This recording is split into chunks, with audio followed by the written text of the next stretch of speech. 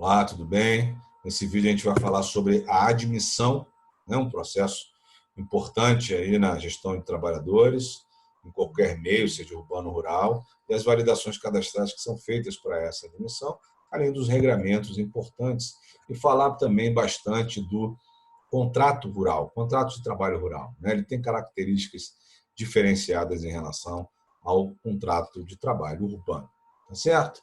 Então, vamos lá. A validação cadastral não tem mais o NIS, que é o número de identificação social, que engloba o PIS, PASEP, o NIT, né? Até o SUS, né? De uma série de números que permitiam essa informação. Então, não existe mais a necessidade de informar o PIS, por exemplo, aqui, no âmbito do E-Social, a partir da entrada em produção do novo E-Social. Então, a chave de identificação acho que até a versão 2.5, né, do E-Social já permite que o evento de admissão cumpra esse requisito, que é apenas utilizar o CPF como identificador do contribuinte, do trabalhador, com o que quer que seja, para fins de informação para os órgãos de controle. Então, nós temos a chave de identificação do evento de admissão, é o CPF, porém, ele tem ali um elemento que traz a figura do vínculo empregatício, que é a matrícula. Essa matrícula ela passa a ser por produtor, por empregador, não mais por fazenda ou por CNPJ de estabelecimento. Ela é para a empresa como um todo, para o produtor rural como um todo, por CPF ou CNPJ raiz, uma única matrícula do trabalhador. Os ajustes precisam ser feitos, mas isso já deveria ter sido feito, porque essa parte da fase 2 já está em obrigatoriedade desde o ano passado. A regra do chaveamento, então, é composta por CPF e matrícula, 2 identificadores, não 3, perdão, 2 identificadores. Então, podemos concluir que é possível mais de um evento, 2.200 por CPF. Pode. Ele pode ter 2 vínculos? Pode ter 2 vínculos. Tá? Então, ele pode ter um 2200 com uma atividade de trabalho, pode ter um outro 2200 com outra categoria de trabalhador, ok? Importante. A categoria de trabalhador também é um identificador que modifica a necessidade de ter mais de um vínculo. Tá? Então, é CPF mais matrícula, e se muda a categoria do trabalhador e precisa fazer um outro vínculo, cria uma nova matrícula para essa mudança de categoria. Então, é assim que funciona o evento de admissão. Tá? Então, ele é por vínculo e não por CPF. Pode haver tantos eventos 2.200 simultâneos em andamento, vigentes para o mesmo trabalhador, quanto forem as matrículas que ele possui.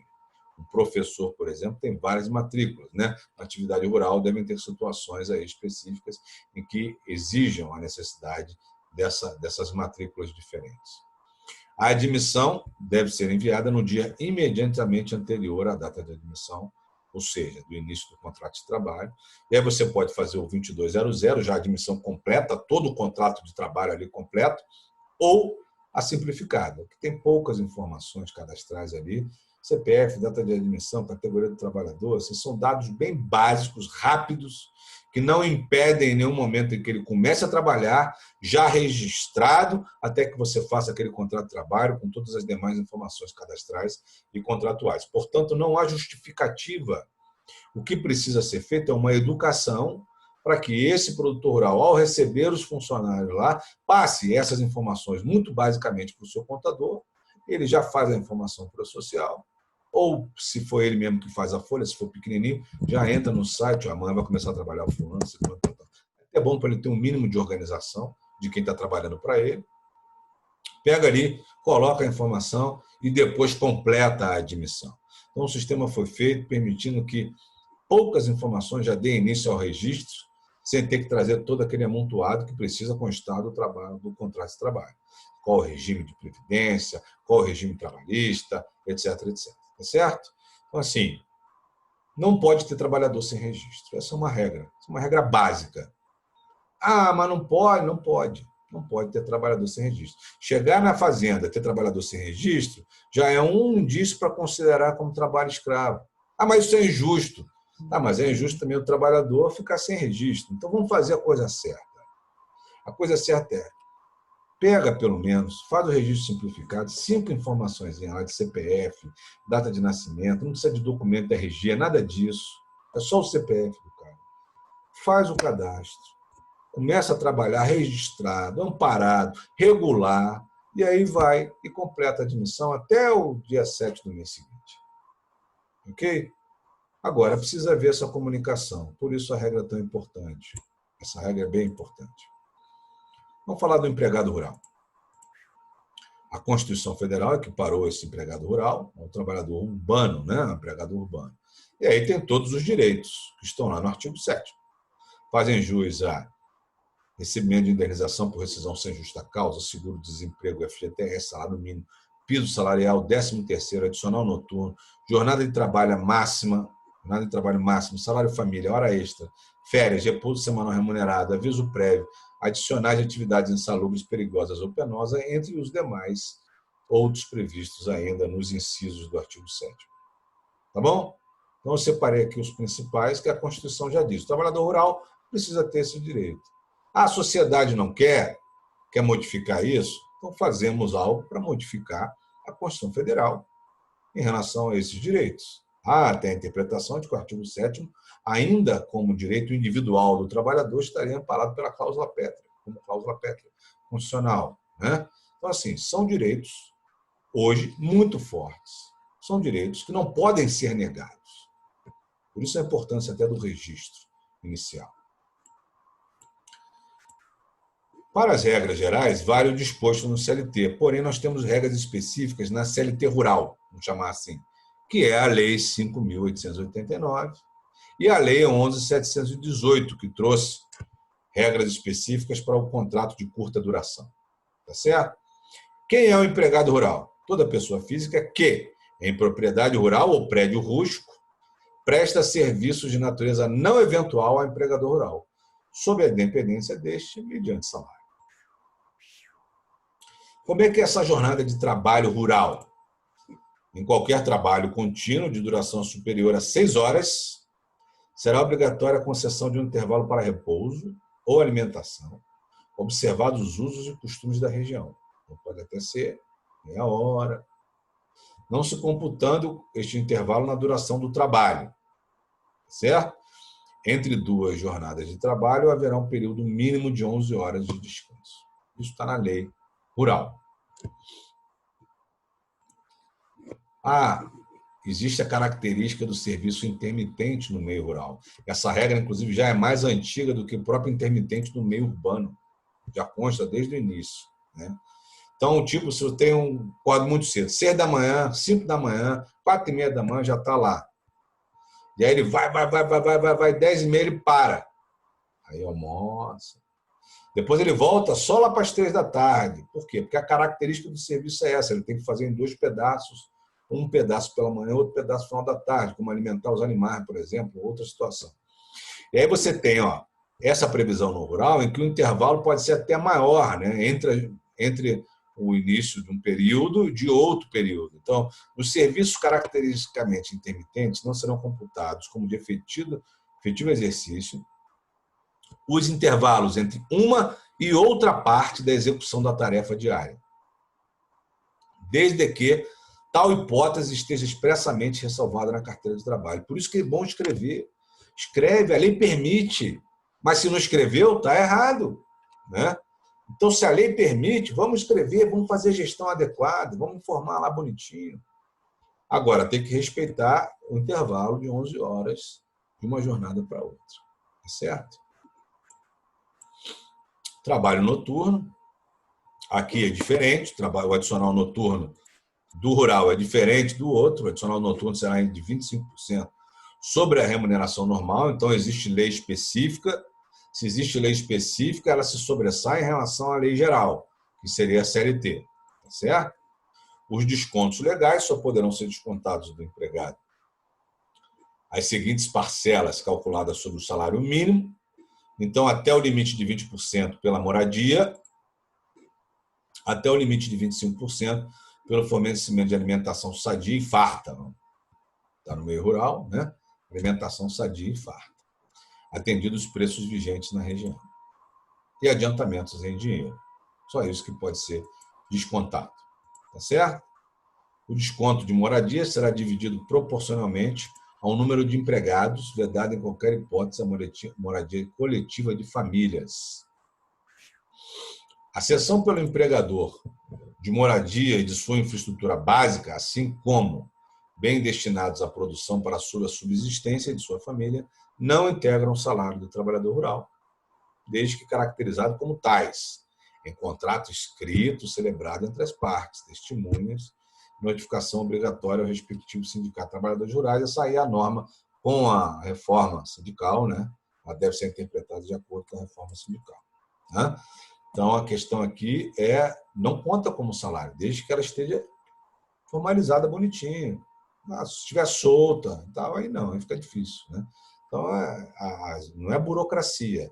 São formalidades que permitem identificar que as coisas estão sendo feitas da forma como devem ser feitas para fins, inclusive, de isenção de encargos trabalhistas e sociais.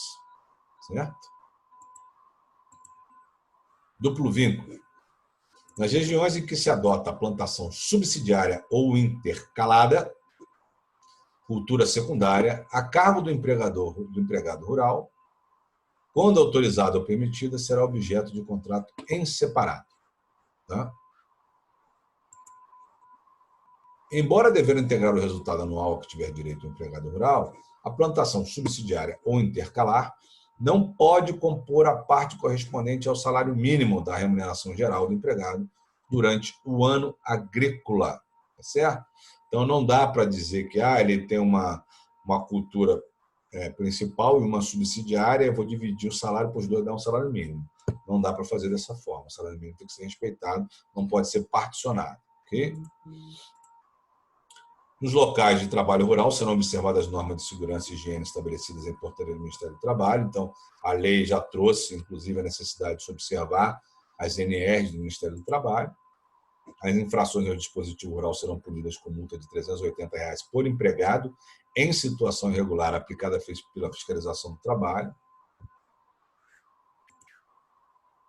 Toda propriedade rural que mantém seu serviço ou trabalhando em seus limites mais de 50 famílias de trabalhadores de qualquer natureza é obrigada a possuir e conservar em funcionamento escola primária, inteiramente gratuita para os filhos desses, com tantas classes quanto sejam os filhos desses, em grupos de 40 crianças em idade escolar, tá certo? Com matrícula obrigatória da população em idade escolar. Então, esse é um dispositivo da lei rural que obriga o empregado rural quando ele tem mais de 50 famílias. Vamos falar agora do contrato de safra e o contrato de pequeno prazo. O contrato de safra ele tem uma característica específica. Ele é um contrato de prazo determinado, certo? Mas, muitas vezes, o contrato de safra, o prazo dele é determinado de acordo com a variação estacional da atividade agrária, mas sempre por prazo determinado. Então, de antemão, eu não consigo já pré-determinar quanto tempo vai durar meu contrato. Eu sei que ele é determinado, mas eu não posso dizer que ele vai durar tantos dias. Por quê? Porque, de repente, naquele momento, aquela safra, o clima não auxiliou, não ajudou, e aí eu tive uma prorrogação da colheita e eu precisei estender mais tempo, e naquele ano, a safra durou 120 dias em vez de durar 60. Então, dependendo da situação, eu tenho aí uma condição climática. Por isso que o contrato é determinado de acordo com a variação estacional daquela atividade agrária. Permite que o contrato de safra tenha o prazo máximo, tal qual os contratos determinados, de até 2 anos, prorrogável por igual período. A partir daí, prorrogando mais uma vez, ou ultrapassando esse prazo estipulado, sem que tivesse havido mais uma prorrogação, ele vira automaticamente um contrato por prazo indeterminado, portanto, permanente. Tá certo? Então, como a legislação estabelece que a duração do contrato de safra depende da variação estacional da atividade, não é necessário que se determine entre as partes a data de início e término do referido contrato, sendo suficiente que se mencione um produto agrícola e um ano da safra, um ano que corresponde àquele contrato. Com base nesse contrato, podemos dizer, por exemplo, que basta colocar a expressão safra-algodão 2019, no caso do exemplo aqui, que identifica claramente o contrato de safra determinado. O produtor rural, pessoa jurídica, o produtor rural, pessoa física, podem contratar empregados rurais por esta modalidade. Agora vamos ver o contrato por pequeno prazo. Depois eu vou informar como é que coloca isso no social. O contrato por pequeno prazo, eu tenho trazido pela Lei 11.718, com aperfeiçoamento de outras alterações legais, o produtor rural, pessoa física, poderá realizar, e aí é para pessoa física, jurídica não. Tá? Só o produtor rural, pessoa física, pode contratar nessa modalidade. Então, eu tenho o produtor rural, pessoa física, poderá realizar a contratação de trabalhador rural por pequeno prazo para o exercício de atividade de natureza temporária. O produtor rural PJ não pode contratar esta modalidade. Pode contratar safra, não pode contratar o contrato por pequeno prazo da Lei 11.718. A contratação de trabalhador rural por pequeno prazo só pode realizar por pessoa física, proprietário ou não, que explore diretamente a atividade agroeconômica, inclusive pelo segurado especial. Pode ser tanto o produtor rural pessoa física, quanto o segurado especial a ter empregados nessa modalidade. O limite de tempo é a regra que rege esse contrato de trabalho. Então, a contratação de trabalhador rural por pequeno prazo, que no período de 1 ano não supere 2 meses. Tá? Essa é a regra. Então, só posso contratar 2 meses ao longo de 1 ano. Passou 1 ano, eu posso contratar mais 2 meses. Então, eu tenho aí, se eu estourar esse 2 meses, automaticamente o contrato se reverte como tempo indeterminado. Tá certo?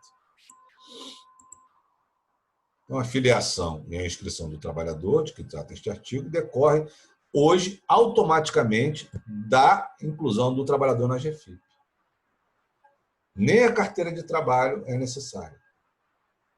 Botou na GFIP, inicia a contagem da filiação. Quando substitui a GFIP pela social, colocou no E-Social, automaticamente inicia o vínculo previdenciário a partir daquela informação. Tá certo? Que é o evento 2200, que vai substituir a GFIP para essa parte. O contrato de trabalho, por pequeno prazo, é formalizado mediante a inclusão do trabalhador na GFIP e basta a anotação da carteira para fins de contratuais. Ou em livro, em ficha de empregados, mediante contrato escrito em 2 vias, uma para cada parte, onde conste no mínimo, perceba,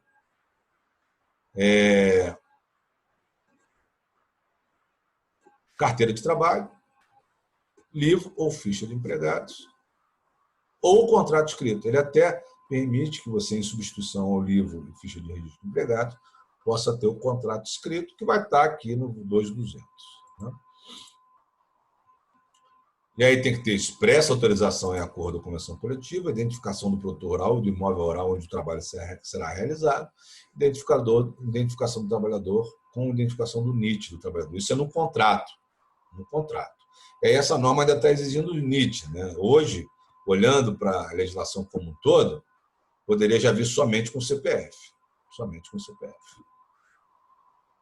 Com o E-Social, o contrato escrito tende a não ser mais opção, já que a unificação do registro do empregado e da informação de previdência vai ocorrer com o evento 2200, categoria de trabalhador 102, trabalhador rural por pequeno prazo. Então, a contribuição do segurado trabalhador rural é 8%, ela não modifica, 8, 9 e 11, ela é simplesmente 8% sobre o salário de contribuição.